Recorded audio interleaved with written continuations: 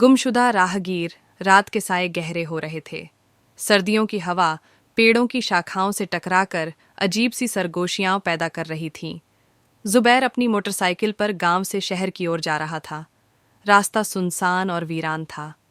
एक तरफ खेत, दूसरी तरफ घना जंगल और बीच में वह कच्चा रास्ता जिस पर मुश्किल से कोई गुजरता था। जुबैर को अपनी गलती का एहसास हुआ कि उसे इतनी देर से नहीं निकलना चाहिए था। वह अपने कजिन की शादी में शामिल होने के बाद शहर वापस जा रहा था, लेकिन बातों में समय का पता ही नहीं चला। अब वह वीरान रास्ते पर था और हर गुजरते पल के साथ उसके अंदर एक अनजाना डर बढ़ने लगा था। कुछ ही मिनट बीते थे कि उसे रास्ते में एक आदमी खड़ा दिखाई दिया, जिसने सफ़ेद शलवार कमीज पहनी हुई थी। वह हाथ उठाकर मदद का इशारा कर रहा था।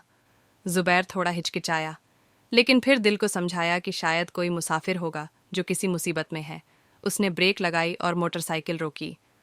अस्सलामु अलैकुम भाई, क्या हुआ? जुबैर ने पूछा। वालेकुम सलाम भाई, क्या आप मुझे कुछ दूर छोड़ सकते हैं? मेरा गांव पास ही है, लेकिन रात के इस पहर पैदल जाना मुश्किल हो रहा है। आदमी की आवाज़ में एक अजीब सी नरमी और थकान थी। जुबैर ने सोचा कि अगर वह मुसीबत में है तो मदद करनी चाहिए। बैठ जाइए, उसने कहा, और मोटरसाइकिल धीरे धीरे फिर से चलने लगी। रास्ते में जुबैर ने कुछ बातें करने की कोशिश की, लेकिन आदमी ज्यादा बात नहीं कर रहा था। कुछ ही देर बाद जुबैर को एहसास हुआ कि पीछे बैठे आदमी से हल्की सी ठंडक निकल रही है, जैसे उसके शरीर में खून न हो। जुबैर का दिल जोर से धड़कने लगा। वह पसीने में भीग गया। उसने धीरे से बैक व्यू मिरर में देखा तो वहीं आदमी बैठा था, लेकिन उसका चेहरा धुंधला और अस्पष्ट सा लग रहा था।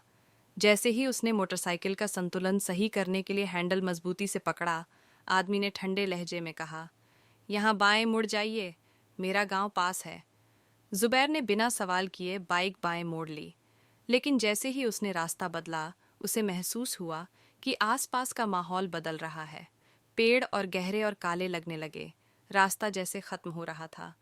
अचानक मोटरसाइकिल के पीछे बैठा आदमी बोला, बस यहाँ रुक जाइए। जुबैर ने बाइक रोकी और पीछे देखा, लेकिन वहाँ कोई नहीं था। वह चौंक गया। उसका दिल जोर जोर से धड़कने लगा। ये कैसे मुमकिन है? वह तो अभी यहाँ था। जुबैर बड़बड़ाया। अचानक जुबैर को महसूस हुआ कि कोई उसे देख रहा है।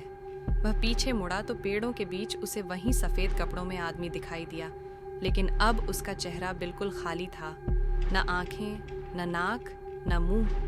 जुबैर ने डर से बाइक का एक्सीलरेटर दबाया और पूरी रफ्तार से वहां से निकल गया। वह रास्ता भूल चुका था, लेकिन बस अंधाधुंध भागता गया।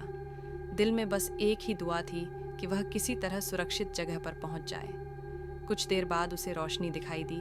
वह सीधा एक चाय के होटल के पास जा रुका। होटल के मालिक ने जुबैर को कांपते हुए देखा तो फौरन पानी लाकर दिया। क्या हुआ भाई? होटल के मालिक ने पूछा। जुबैर ने हाँफते हुए सारी कहानी सुनाई। जैसे ही वह खत्म हुआ, होटल के मालिक ने गहरी सांस ली और सिर हिलाया। बेटा, तुम बहुत खुशकिस्मत हो कि बच गए। वह आदमी कोई आम मुसाफिर नहीं था। कई साल पहले इसी जगह एक आदमी की मौत हुई थी और तब से वह मुसाफिर बनकर रास्ते में लोगों से लिफ्ट मांगता है। जो लोग उसके कहने पर पूरा रास्ता तय कर लेते हैं, वे कभी वापस नहीं आते। जुबैर की रीढ़ की हड्डी में सनसनी दौड़ गई। फिर उनका क्या होता है? उसने धीरे से पूछा। होटल के मालिक ने आसपास देखा और फुसफुसाकर बोला, सुबह होने से पहले ही वे खुद भी उन्हीं पेड़ों का हिस्सा बन जाते हैं।